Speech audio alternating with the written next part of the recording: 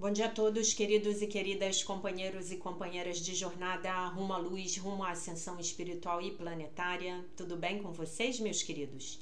Então, hoje é quinta-feira, dia 20 de julho de 2023, e nós vamos juntos aqui dar continuidade à nossa jornada de cura da criança interior através dos ensinamentos de um curso em milagres. Antes que eu me esqueça, hoje à noite eu vou viajar de novo, então amanhã eu não sei a hora em que o vídeo será postado, tá bom? Então não se preocupem comigo se o vídeo demorar para ser postado. O vídeo hoje está saindo também um pouco mais tarde, porque eu tive problemas aqui para fazer a gravação, problemas com falta de luz, tá bom? Então hoje nós estamos dando início à nossa revisão 6, a nossa sexta revisão, tá? Então eu vou ler aqui a introdução com vocês, mas eu vou passar para nossa, vamos falar hoje mais um pouco sobre a ferida da traição, tá? Aproveitar que nós estamos começando a revisão, nós vamos ter 10 dias inteiros para a gente falar bastante, explorar bastante a gênese dessa ferida da traição, que é tão importante, que é tão dolorosa e que já gerou aí alguns comentários muito interessantes no canal, tá bom? Revisão 6, Introdução. Para esta revisão, tomamos apenas uma ideia a cada dia e a praticamos com a maior frequência possível. Além do tempo que lhe deres pela manhã e à noite, que não deverá ser inferior a 15 minutos, e das lembranças a cada hora durante o dia, usa a ideia o mais frequentemente possível entre essas práticas. Cada uma dessas ideias, por si só, seria suficiente para a salvação, se fosse verdadeiramente aprendida. Cada uma seria suficiente para liberar a ti e ao mundo de todas as formas de cativeiro e para convidar a memória de Deus a vir outra vez. Com isso em mente, damos início à nossa prática, na qual revisamos com cuidado os pensamentos que o Espírito Santo nos concedeu nas nossas últimas 20 lições.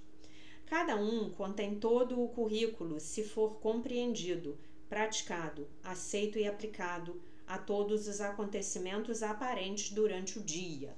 Lembrando que a lição do dia é sempre a resposta para o desafio do dia, né? Já aprendemos isso. Um é suficiente, mas nele não pode haver exceções. Assim, precisamos usá-los todos e deixá-los fundirem-se num só, à medida que cada um contribui para o todo que estamos aprendendo. Essas sessões de prática, como na nossa última revisão, giram em torno de um tema central com o qual começamos e terminamos cada lição. É este: eu não sou um corpo, eu sou livre, pois ainda sou como Deus me criou, né? Aquela frase que a gente, quando morrer, vai falar, né? Muito bem. Então, deixa eu ver se tá tudo bem aqui. Tá. Então, o dia começa e termina com isso. E nós repetimos essa ideia a cada hora, ou nos lembramos nos intervalos de que temos uma função que transcende o mundo que vemos. Além disso, e de uma repetição do pensamento especial que praticamos naquele dia, não será pedido nenhum tipo de exercício, a não ser um profundo abandono de tudo o que atravanca a mente e a torna surda à razão, à sanidade e à simples verdade. Para esta revisão, procuraremos ir além de todas as palavras e formas especiais de prática, pois dessa vez estamos tentando conseguir dar passos mais rápidos ao longo de um caminho mais curto para a serenidade e a paz de Deus. Simplesmente fechamos os olhos e esquecemos tudo o que pensávamos saber e compreender, pois assim nos é dada a liberdade de tudo o que não sabíamos e falhamos em compreender. Há apenas uma exceção a essa falta de estrutura. Não permitas que nenhum pensamento vão passe sem ser questionado. Se notares algum, nega o seu controle sobre ti e apressa-te em assegurar a tua mente que não é isso o que ela quer. O pensamento vão é o pensamento do ego, é o pensamento de ataque, é o pensamento que eu já sei que eu não compartilho com Deus. Então, quando eu começar a pensar mal, quando eu quiser falar mal do meu irmão, eu vou me lembrar da lição do dia, tá? Há apenas uma exceção a essa falta de estrutura. Não permitas que nenhum pensamento vão passe sem ser questionado. Já li. Em seguida, gentilmente deixa que o pensamento que negaste seja abandonado e trocado. Segure rapidamente pela ideia que praticamos neste dia, né? Aí tem a ideia e tem o eixo temático da revisão. Eu não sou um corpo, eu sou livre, pois ainda sou como Deus me criou. Quando fores tentado, apressa-te em proclamar a tua liberdade para com a tentação, dizendo: não quero este pensamento. Escolho em lugar dele: eu não sou um corpo, eu sou livre, pois ainda sou como Deus me criou. Ou confio em meus irmãos que são um comigo. E em seguida repete a ideia do dia e deixa-a ocupar o lugar daquilo que pensaste.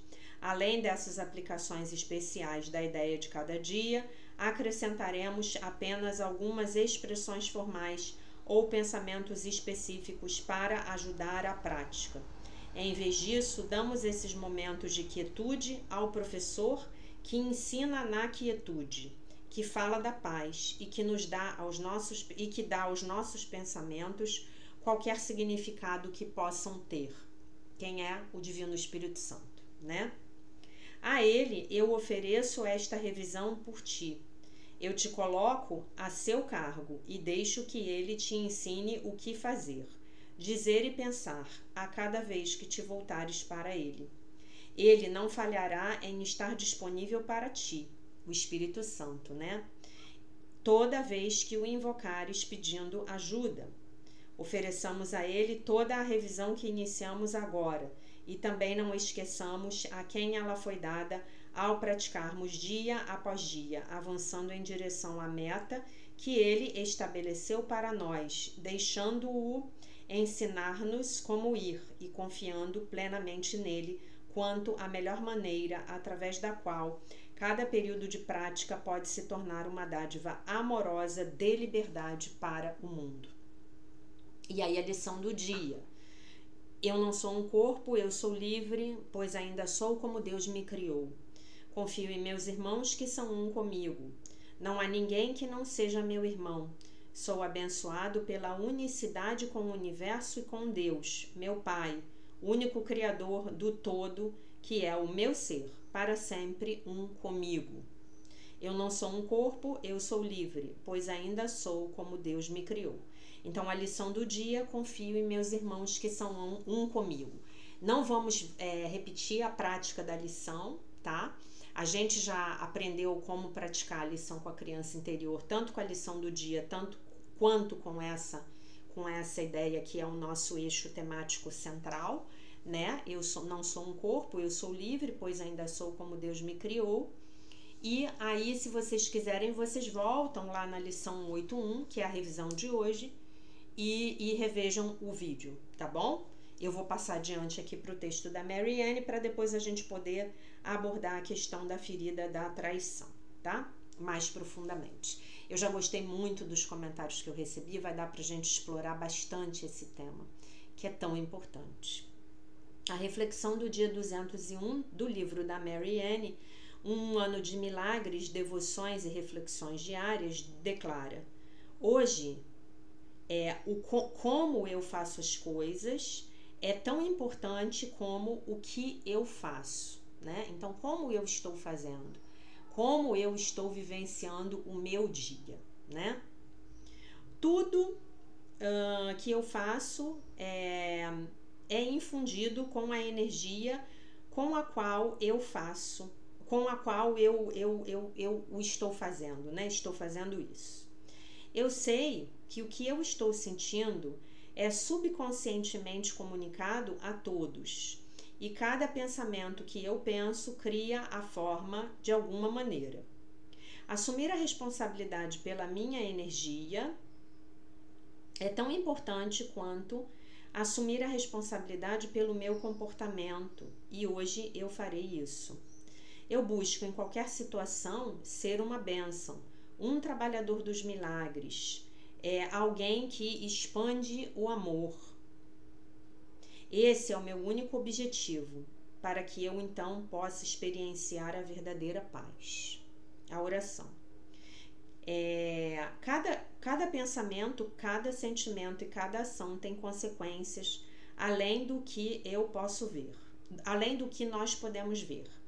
Eu oro hoje para que as emanações da minha mente e do meu coração sejam purificadas do medo e elevadas ao nível da correta ordem divina, para que eu então possa ser um instrumento da paz, né? Meio que a oração de São Francisco de Assis, né? Então, que todas as emanações da minha mente e do meu coração sejam purificadas do medo e elevadas ao nível da correta ordem divina. Essa é uma belíssima oração que a gente pode usar em várias situações das nossas vidas, tá bom? Muito bem, meus queridos? Então, esse é o belo texto do dia de hoje, do dia 201. Vocês repararam, ontem eu esqueci de comentar, vocês repararam que nós passamos a barreira dos 200 dias de cura da nossa criança interior? Das nossas crianças interiores? 200 dias, meus queridos, minhas queridas, 200 dias. Não é pouco trabalho. Você já se deu parabéns? Você já cantou parabéns para sua criança interior? Não sei se você já fez aniversário esse ano, mas o dia do aniversário é um dia maravilhoso para você mimar bastante a sua criança interior, tá? Para você trazer coisas muito legais para ela, tá bom? Muito bem, agora eu vou continuar aqui com a leitura do texto do livro da Lise Bourbeau, As 5 Feridas Emocionais, sobre a ferida da traição. E depois eu vou ler mais um pouco e depois eu vou comentar alguns comentários que vocês fizeram ontem no vídeo de ontem aqui no canal, tá? Pra gente poder explorar um pouco mais esse assunto. A criança se sente traída pelo genitor do sexo oposto sempre que este não cumpre uma promessa ou trai a sua confiança. Ela vivencia essa traição principalmente na sua conexão amorosa ou sexual. Lembrando que o sexual aqui é de força da vida, tá? É de libido. É de libido, força da vida. Que entre as suas várias manifestações tem a sexualidade propriamente dita como uma das suas manifestações. A criatividade em qualquer sentido está ligada a essa força da vida, tá? Se você é um músico, se você compõe, a gente está falando da força da vida. Se você é um engenheiro que faz um belo projeto de um edifício junto com um arquiteto, isso é a força da vida, a força criativa da vida, tá bom? Por exemplo, uma menina experimenta a traição sempre que percebe que o seu pai se sente traído pela sua mãe. Olha que interessante. Uma menina experimenta a traição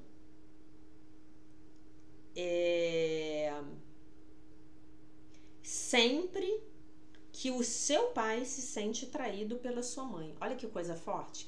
A conexão é tão forte que o progenitor do sexo oposto sente, você vai sentir também. Porque enquanto nós somos crianças, nós somos hiperempatas. Nós somos muito empatas. Algumas pessoas mantêm isso até a vida adulta, né? Outras não. Outras perdem, né? É como se ele a estivesse trocando.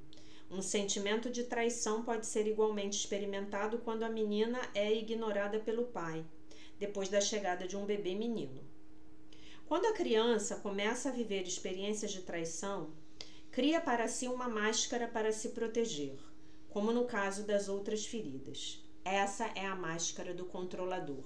Então, aquele caráter que ela chama de controlador é o que tem predominantemente a ferida da traição como lição de alma, tá? É a pessoa que vai se tornar super controladora. O tipo de controle que essa pessoa exerce não é motivado pela mesma razão que o controle exercido pelo masoquista. O caráter masoquista, aquele da ferida da humilhação. Foi a penúltima, né? Foi a última que a gente leu antes dessa, né? O masoquista controla para não ter vergonha de si mesmo ou para não causar vergonha a alguém, ao passo que o controlador age para garantir que os compromissos que assumiu sejam respeitados e para ser fiel e responsável de maneira a se assegurar que os outros cumpram igualmente os seus compromissos. O controlador cria para si um corpo que transmite força e poder e que parece dizer: sou responsável, podem confiar em mim. Podemos reconhecer o homem controlador pelos ombros fortes, mais largos do que os quadris. Às vezes, essa diferença entre ombros e quadris não é tão grande, mas, como eu disse num capítulo anterior, confie na sua intuição. Quando você tiver a sensação de que a parte de cima do corpo de alguém emana mais energia, provavelmente essa pessoa foi uma vítima que, entre aspas, tá? Que a gente está no ensinamento do curso em Milagres, foi vítima de uma traição. Então, esta pessoa escolheu a ferida da traição como lição de alma. Em contrapartida, se você vir um homem com ombros largos, bíceps vigorosos e peito estufado, usando uma camiseta justa para exibir os músculos, pode apostar que esse homem tem uma ferida da traição mais grave. Nossa, isso é tão verdadeiro. De maneira geral, as pessoas portadoras da máscara do controlador conquistaram o seu lugar e são muito atraentes. Parece que algo nelas sempre diz: olhe para mim. Também costumam ter alguns quilos a mais, mas não se pode dizer que sejam gordas. São qualificadas como pessoas fortes.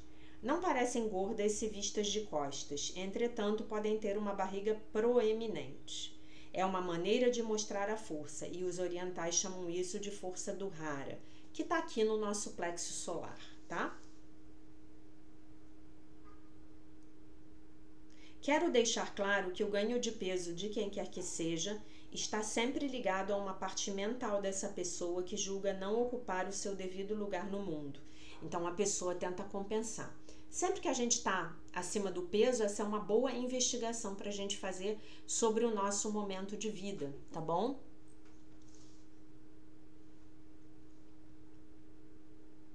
Portanto, o excesso de peso não significa necessariamente a ferida da humilhação explicada no capítulo anterior. Para o masoquista, o peso é um meio adicional de se sentir humilhado. No caso das outras feridas, engordar tem a ver com o desejo de ocupar mais espaço.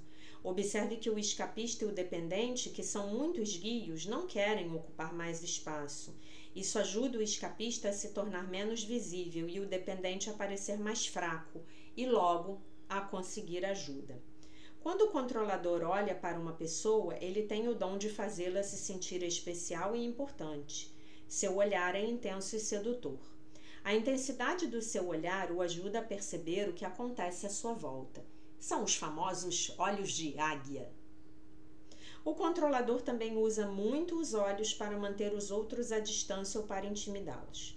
Desta forma se protege, dissimulando a sua fraqueza, a sua vulnerabilidade ou a sua impotência. Lembrando que dentro da psique da pessoa que está com a máscara, qualquer que seja a máscara, a do masoquista, do controlador, do escapista, não importa. Lá dentro tem uma criança ferida, vulnerável e com medo, tá? Isso é invariável. A máscara, ela é acionada para proteger a nossa criança interior, tá bom?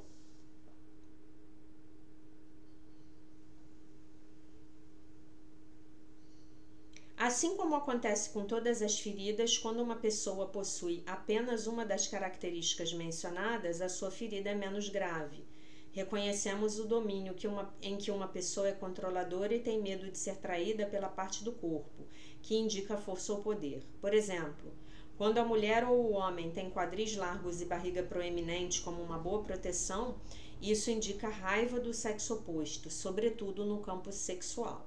Lembrando que a ferida da traição é sempre acionada pelo sexo oposto. É provável que a pessoa tenha se sentido assediada sexualmente quando mais jovem ou tenha sido vítima de abuso sexual, o que explica essa forma de proteção. Se você se reconhece na descrição física do controlador, mas é uma pessoa introvertida, talvez seja ainda mais difícil se identificar nos comportamentos citados a seguir, pois o controle que você exerce é dissimulado. Logo, muito mais difícil de aflorar a consciência. Se for esse o caso, as pessoas que o conhecem podem lhe dizer, depois de ler o trecho a seguir, se você usa a máscara do controlador. Quando a pessoa é mais extrovertida, o seu controle é mais aparente e fácil de ser constatado. Quanto ao comportamento e às atitudes do controlador, a força é uma característica comum a todas as pessoas que têm uma ferida da traição. É importante para elas exibirem força e principalmente coragem. Muito exigentes consigo mesmas, querem mostrar aos outros do que são capazes. Percebem todo ato de covardia, portanto, falta de coragem, como uma traição. É o máximo. É o máximo como nós somos óbvios para quem estuda, né? Recriminam-se energicamente quando desistem de um projeto por medo de ir até o fim. Tem muita dificuldade de aceitar a fraqueza dos outros. Eu tô rindo, gente, porque essa eu acho que é a minha maior ferida, tá? Nem tudo que ela fala se aplica a mim, né? Nem com relação ao corpo. Mas assim, essa parte final aqui é toda a minha descrição, né? Já contei pra vocês que eu sempre fui justiceira, né? Como sentem dificuldade de aceitar qualquer forma de traição proveniente delas mesmas ou dos demais, se esforçam ao máximo para serem pessoas responsáveis, fortes, especiais e importantes.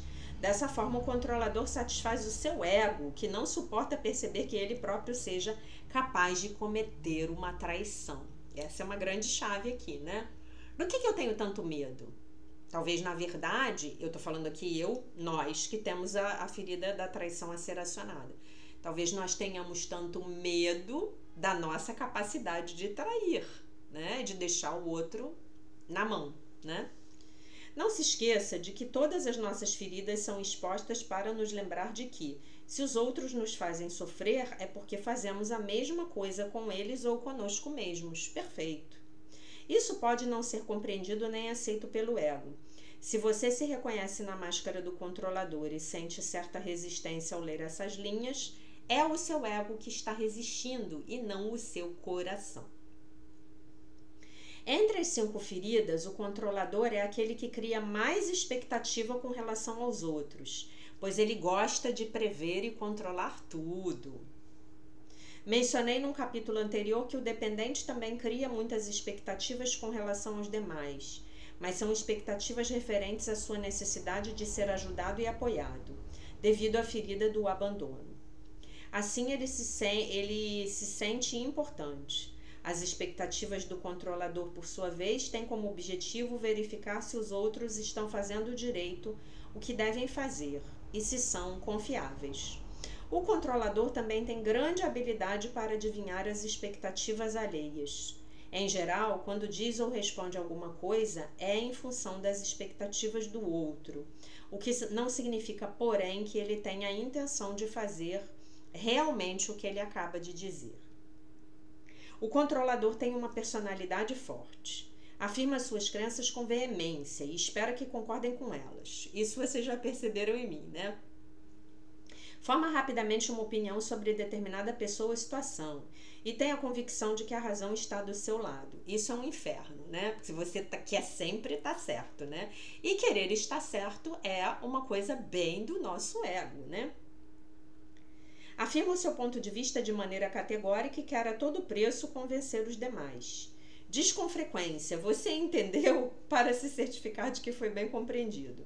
Acredita que quando alguém o compreende é porque está de acordo com ele, o que é claro não é verdade. Vocês entenderam?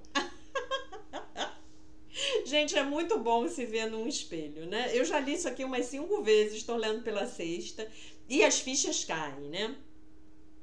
Perguntei a várias pessoas controladoras se elas se davam conta de que, ao exprimirem sua opinião, tentavam me convencer de algo, mas elas não tinham notado que faziam isso. Bom, nesse ponto eu já estou anos-luz à frente dessas pessoas, né? Eu sei que eu quero convencer as pessoas de algo, por isso eu abri o canal no YouTube. Aí eu posso convencer os meus alunos daquilo que eu acredito. Gente, vocês não têm ideia do alívio que isso dá do lado de fora, na vida do lado de fora. Toda máscara tem um ponto em comum. No momento em que a pessoa a veste, ela não tem consciência de que o faz. São os nossos pontos cegos. E é nesses pontos cegos que nós seguimos pela vida.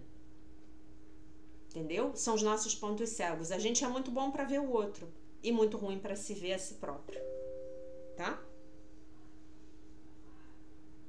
Aqueles que a cercam em contrapartida veem com mais facilidade a máscara usada por ela. A pessoa controladora toma cuidado para não se colocar em situações de confronto nas quais ela não teria o controle. Inteligência, né? Não vou entrar numa batalha que eu não posso ganhar. Ah, não vou mesmo, né? Quando se vê rodeada de pessoas que considera rápidas e fortes, ela se retira, temendo não estar à altura. Ela se retira sim, mas não é uma retirada covarde não, tá? Não pensem não, não é uma retirada covarde sob hipótese nenhuma. É uma retirada estratégica, tá? O controlador é veloz em suas ações, compreende ou quer compreender tudo prontamente, afligindo-se quando leva muito tempo para explicar ou contar alguma coisa. Interrompe com frequência e responde antes mesmo que o seu interlocutor tenha terminado. Em contrapartida, se alguém ousa lhe dar o mesmo tratamento, ele responde irritado. Deixe-me terminar, eu ainda não concluí. E aí aquela briga, né? Quem fala, quem ouve, né? Vocês sabem, né? Talentoso e ágil, ele não tem a mínima paciência com os lentos.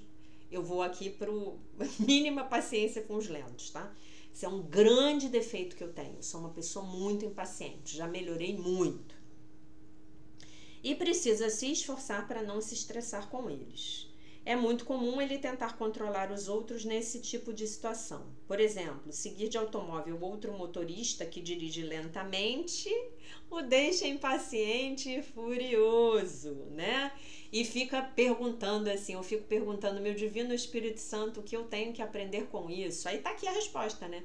Paciência, né? Cada um tem seu ritmo, criatura.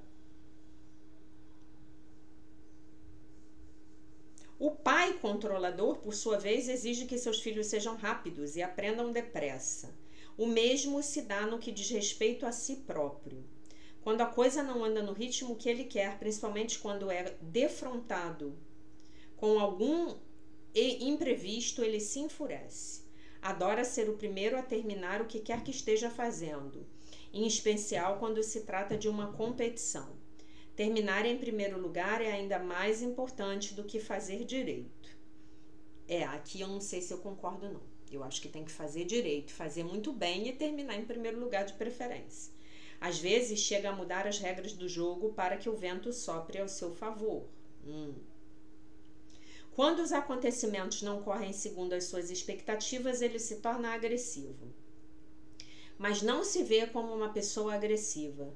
Enxerga-se, na verdade, como alguém que marca presença, que é forte e não se deixa engabelar. Dos 5 tipos de personalidade, o controlador é o de humor mais instável. Num momento pode transbordar amor e atenção e no minuto seguinte perder as estribeiras por causa de um pequeno incidente. Seus amigos e parentes não sabem como agir. Algumas pessoas podem vivenciar esse tipo de atitude como traição. O controlador deve então trabalhar a paciência e a tolerância, sobretudo quando uma situação o impede de fazer as coisas à sua maneira e segundo as suas expectativas. Por exemplo, se estiver doente, ele fará de tudo para se curar o mais rápido possível, a fim de poder continuar a cuidar dos seus afazeres. Quando os de seu convívio adoecem, ele não tem paciência. Isso aqui que eu vou ler agora é muito importante, tá? Do ponto de vista do ensinamento do curso. O controlador é levado a futurizar, isto é, ele tentar prever o futuro. Sua mente é muito ativa. Quanto mais intensa a ferida, mais ele quer ter o controle de tudo, para evitar ser uma vítima de traição. Os principais inconvenientes dessa atitude são o desejo de que tudo aconteça como ele previu, a criação de um monte de expectativas com relação ao futuro. E essa atitude o impede de viver bem o aqui e agora. Por exemplo, quando está no trabalho, fica planejando as férias, mas quando as férias chegam e ele embarca para longe, passa a programar o seu retorno à labuta ou se preocupa com o que está acontecendo em casa durante a sua ausência.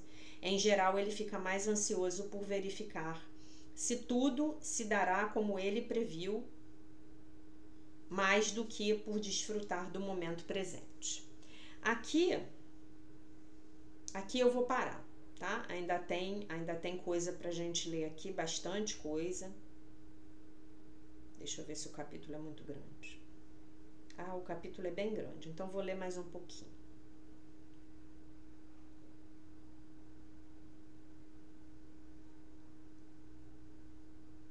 Espera aí, só um minuto.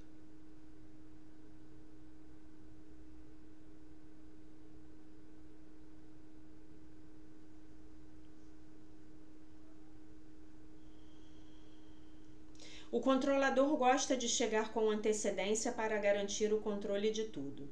Detesta se atrasar e não tolera as pessoas que se atrasam, embora isso lhe dê outra oportunidade de controlá-las, tentando mudá-las.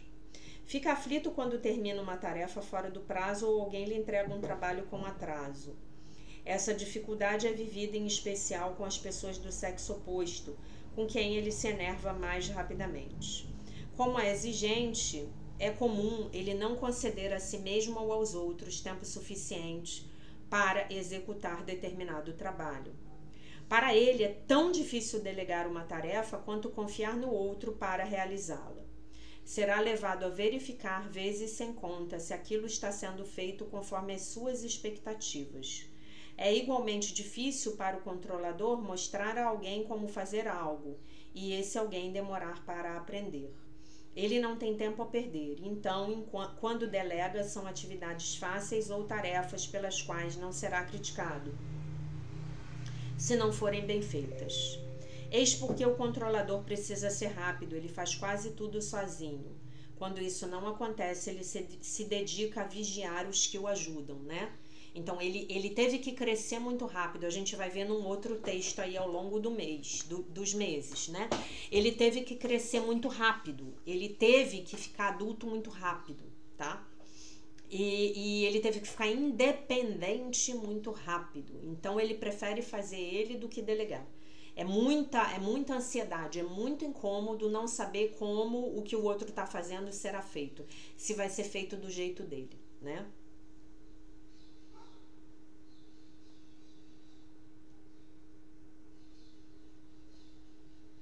Ele é mais exigente com os outros do que consigo mesmo. Aqui eu discordo fortemente. Para mim, o caráter controlador ele é o mais exigente possível consigo mesmo. Tem a tendência de confiar com mais facilidade nas pessoas do mesmo sexo que ele e de vigiar e controlar mais as do sexo oposto. Ressalto que a ferida da traição é despertada no controlador sempre que ele está na presença de uma pessoa relapsa com os seus deveres. O controlador, julgando-se trabalhador e responsável, não aceita o ócio.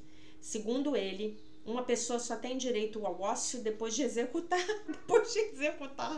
todas as tarefas pelas quais é responsável. Gente, é isso, que sofrimento. Ver uma pessoa sem fazer nada, sobretudo do sexo oposto, lhe dá nos nervos. Qualifica-a de preguiçosa e desconfia dela. Ele sempre dá um jeito para que todos saibam de tudo que ele realizou, como procedeu e o quanto fez. Assim veem como é responsável e como podem confiar nele. O controlador detesta não ter a confiança dos demais. Considera-se tão empenhado e talentoso que acredita que todos devem sempre se reportar a ele. Caraca, muito neurótico, né, o bichinho. No entanto, não enxerga a sua própria dificuldade de confiar nos outros. O controlador resiste a se abrir com quem quer que seja, pois teme que um dia suas confidências sejam usadas contra ele. Precisa confiar de verdade em alguém para que este se torne seu confidente. Em contrapartida, é o primeiro a contar aquilo que lhe confidenciaram, porque acredita que tem uma boa razão para fazê-lo. Também discordo disso. Acho que isso não tem a ver com a estrutura do caráter. De jeito nenhum, né? Acho que as pessoas podem ser absolutamente confiáveis. Eu sou uma pessoa muito confiável. Se uma pessoa chegar para mim e me contar algo em segredo, eu não vou partilhar jamais, tá? Então, vocês viram que o bichinho é neurótico, né? E como é. Então, eu vou aproveitar aqui para comentar 2 comentários que eu recebi, tá? 2 comentários, tá? A Laura Fabres está me dizendo aqui, a Laura Fabres botou um comentário agora que eu amei. Mesmo depois de estar com você todos os dias há mais de 2 anos, ainda fico bastante tocada, agradecida, apaixonada e tudo mais assistindo suas aulas. Gratidão infinita. Eu que te agradeço, Laura. Beijo, porque me aturar aí por 2 anos e meio é algo, né, gente? Vamos lá. Eu quero comentar primeiramente o comentário aqui, o depoimento do Marco Túlio. Marco, muito obrigada. Amei, amei, amei. Que legal que você escreveu, tá? Obrigado, professora. Com essa ferida da traição eu me identifiquei muito. Quando eu era criança, meu pai me prometia muitas coisas e não as cumpria. O lado positivo é que hoje sou muito responsável e honesto com meus compromissos, talvez até demais. Ainda estou em processo de perdoar e de ser grato ao meu pai. É isso aí. É muita ferida, né? Só que a gente precisa lembrar que o cerne dessa ferida da traição são mais as promessas que a sua mãe fez para você e não cumpriu, né? E eu me lembro de várias situações nas quais eu me senti profundamente traída, né? Também com pessoas do mesmo sexo. Eu me lembro que quando eu tinha uns 4 anos, talvez, tinha uma prima da minha mãe lá em casa e era uma prima um tanto quanto violenta, né? E eu tava com o meu dente mole. Talvez eu fosse mais velha, sei lá, tivesse uns 5 anos. E ela queria arrancar o meu dente com aquele método, né, gentil de botar uma linha e arrancar o dente, né?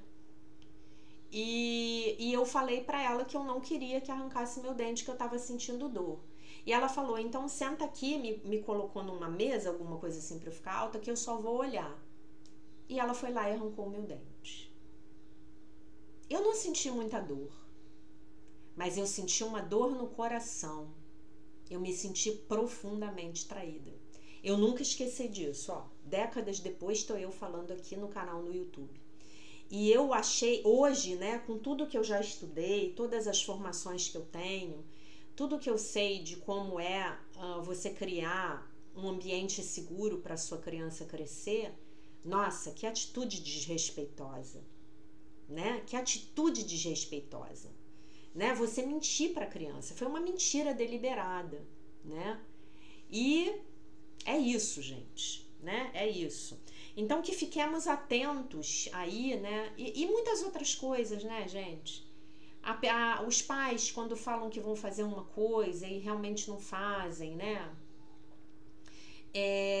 Os índios norte-americanos, eles têm uma coisa que eu adoro, né?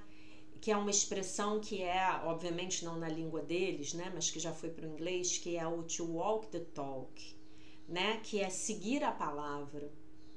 Um homem honrado, uma mulher honrada, uma mulher íntegra, um homem íntegro, tem que seguir a palavra, fazer andar a palavra, né, melhor dizendo, acho que é fazer andar a palavra, a melhor tradução, né? O que é isso? Se eu falar, eu tenho que fazer. Eu posso até falar assim, olha, eu não posso te dar certeza, mas se eu me comprometer com você, né? E aí, como esse indivíduo que desenvolveu essa ferida da traição de uma maneira muito ampla,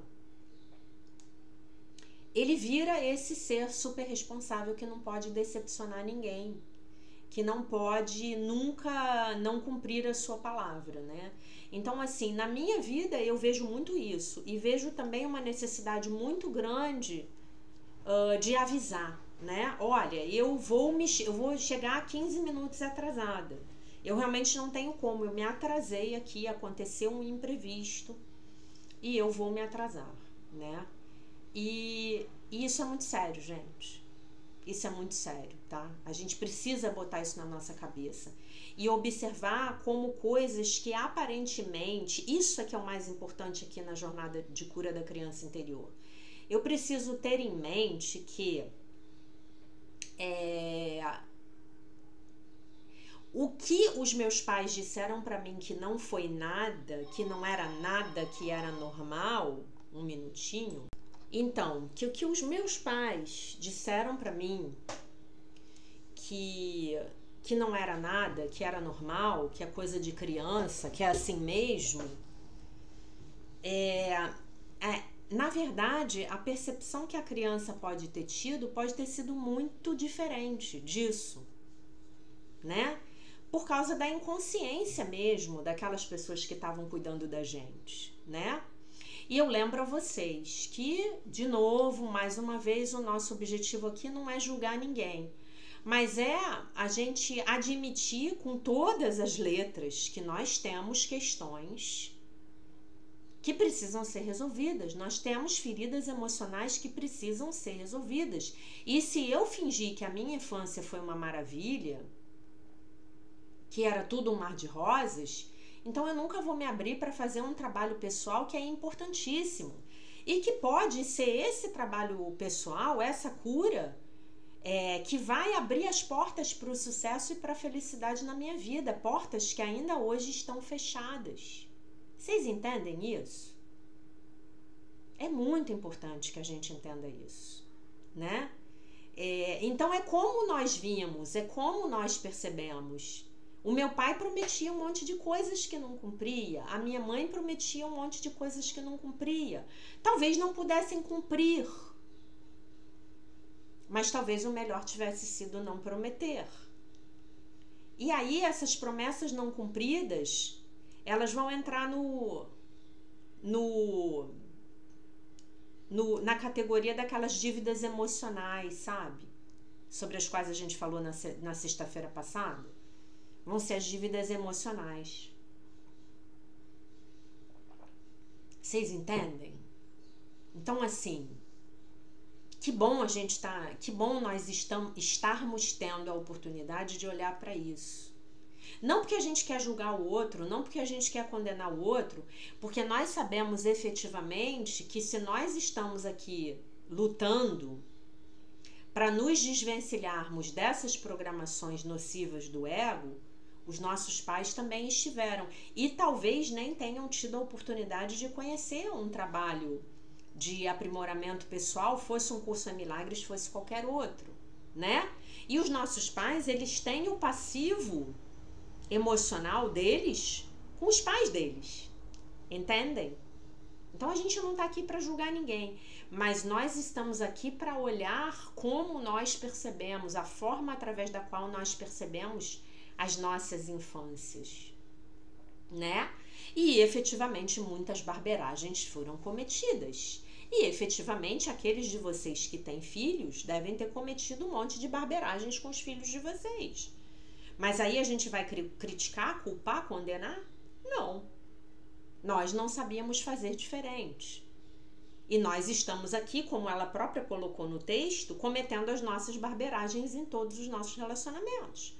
Com os nossos pais, com os nossos irmãos, com os nossos pets, com os nossos amigos, com os nossos colegas de trabalho, parceiros, namorados, namoradas, né?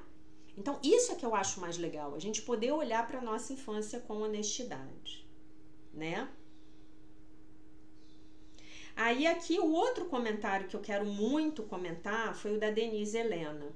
Oi, Jaque, lembrei de coisas corriqueiras, mas diante das quais, né, a minha criança se sentia atraída, como eu querer um doce e o meu pai ou mãe responder, na volta a gente compra. E na volta não comprava, né? Gente, isso é tão comum e isso é tão nocivo, tão nocivo, tão nocivo, né? Não, na volta a gente compra. E ir embora. É ferida da traição, sem dúvida nenhuma, Denise. Pode ter certeza. São as feridas da traição, tá? Vocês vão ter que começar a escrever, fazer as listas das formas nas quais as situações nas quais vocês se sentiram traídas. E aí vocês vão ver um paralelo bem interessante com relação às traições que vocês passam hoje na vida adulta, tá? Mas Várias pequenas promessas não cumpridas, mas a minha criança enxergava como grandes. Claro, para ela eram muito grandes. Para ela eram muito grandes, né? São as desculpas que os nossos pais nos dão, ou para não fazer o que a gente está pedindo porque eles não podem, ou para não fazer porque simplesmente eles não querem, não entendem aquilo como prioridade. E aí não dialogam com a criança, não explicam o que está acontecendo, né? Então, se a sua criança pede o doce, não, minha filha.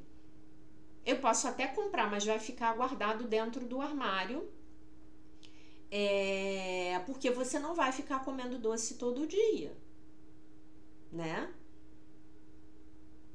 Ou não, eu não posso comprar. Nesse momento, o dinheiro está curto e nós vamos privilegiar o arroz, o feijão, o frango, a farinha, né?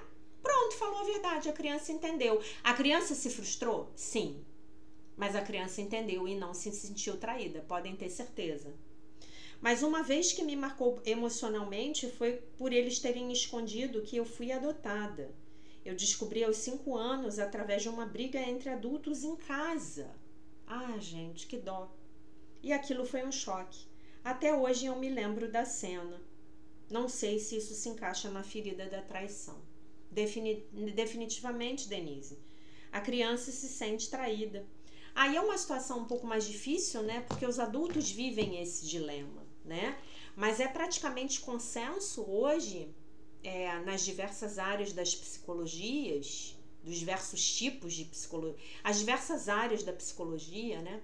E os diversos tipos de psicologia, de trabalhos com os seres humanos, é praticamente um consenso de que os filhos adotados devem saber que são adotados, né? Que isso deve ser dito a eles assim que eles puderem ter uma compreensão, né?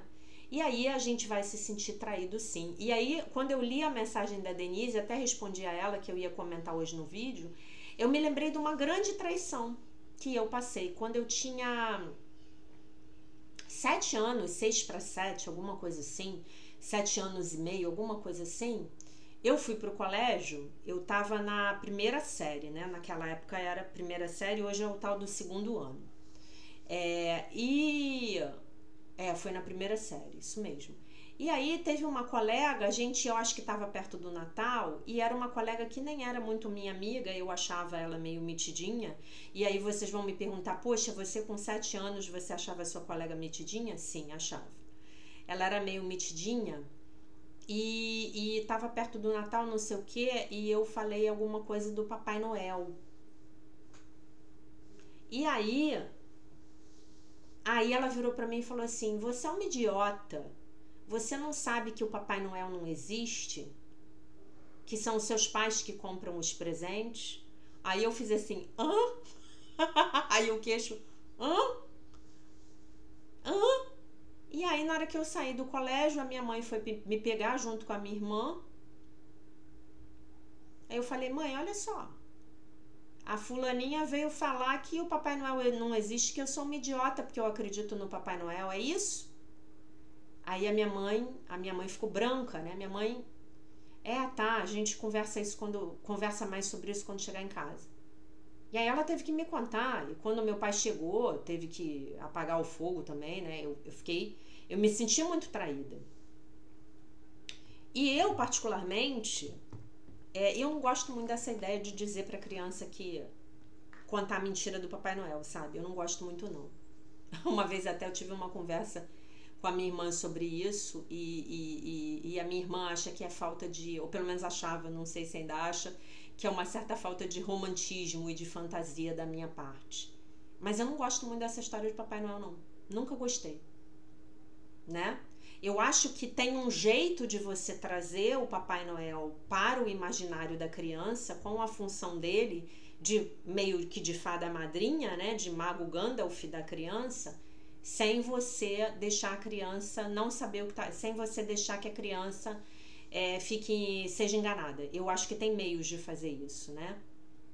Falar, olha, tem essa figura aqui, e aí essa figura vem e ilumina a gente, e aí o seu pai e a sua mãe compram os presentes com muito amor, né? E eu acho que o Papai Noel também, ele acaba sendo uma figura meio de manipulação, né?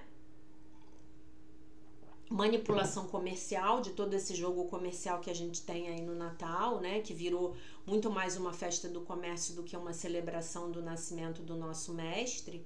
Mas também uma coisa de, se você for um bom menino durante o ano, então você vai ganhar presentes no final do ano, né? E aí eu posso falar também, olha, meu filho, você se comporta aí, faz a tua parte, porque no final do ano você será recompensado. Tipo, que nem bônus de empresa, sabe como é?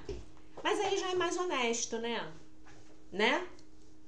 Porque tem aquela história do escrever cartinha, do fingir que foi um bom menino, né? Eu não sei se vocês gostam do Calvin e Haroldo, né? Eu amo Calvin e Haroldo, eu tenho livros de Calvin e Haroldo, eu sigo contas de Calvin e Haroldo no Instagram. Eu amo Calvin e Haroldo e é muito legal porque o Calvin, ele tem altos dilemas no Natal com o Papai Noel, né? E ele sofre, né?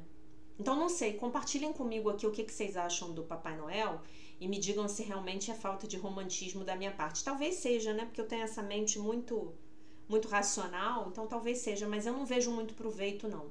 Do jeito que é feito, eu não gosto, me incomoda. O jeito. Não o Papai Noel em si, mas o jeito como essa ideia é trazida, os significados dessa ideia, não me agradam muito, sabe? Então, gente, é isso. A ferida da traição, ela vai dar panos para manga. Nós vamos falar dela bastante nos próximos dias, vamos nos lembrar. Escrevam, façam listas, né? Das situações nas quais vocês se sentiram traídas por colegas, por amigos, pelos pais, pelos irmãos, são muitas, especialmente listas dos 0 até os 15 anos, são mais importantes. E peçam ao Divino Espírito Santo para limpar a mente de vocês de toda a mágoa e de todo o ressentimento, né? E ajudar a reprogramar a mente de vocês para que situações de traição não precisem mais ser vivenciadas. Mas não se preocupem, porque nesse tema a gente vai se aprofundar muito. Interessante agora fazer um paralelo da ferida da traição com a lição do dia. Confio em meus irmãos que são um comigo. Então, confio em meus irmãos que estão me traindo, que são um comigo. Como é isso? Confio em meus irmãos que estão aqui, na minha frente, me traindo, que são um comigo. Então, a maneira de a gente trazer isso para o ensinamento de um curso em milagres é entender que a traição do outro está me mostrando a minha ferida interna da traição, para que eu possa, então, olhar para ela e curá-la. E é isso que nós estamos fazendo agora. E aí, o outro deixa de, na minha vida, ser o indivíduo que me trai, para ser o meu salvador, porque ele espelha para mim essa ferida que eu ainda não, a qual eu ainda não pude olhar, a qual eu ainda não pude curar. Tá bom, meus amores? E lembrem-se, eu não sou um corpo. Eu sou livre, pois ainda sou como Deus me criou. Você não é um corpo, você é livre, pois ainda é como Deus te criou. Tá bom? Então, essa era a mensagem, o recado para o dia de hoje. Agradeço mais uma vez por todos os comentários. Por favor, comentem, curtam, se inscrevam no canal se ainda não estiverem inscritos. Domingo não tem live porque eu tô indo viajar e só volto na segunda-feira, tá? Mas é isso. Deixo vocês com a paz de nosso Senhor Jesus Cristo, com um beijo imenso. E se Deus quiser, nós nos vemos novamente amanhã.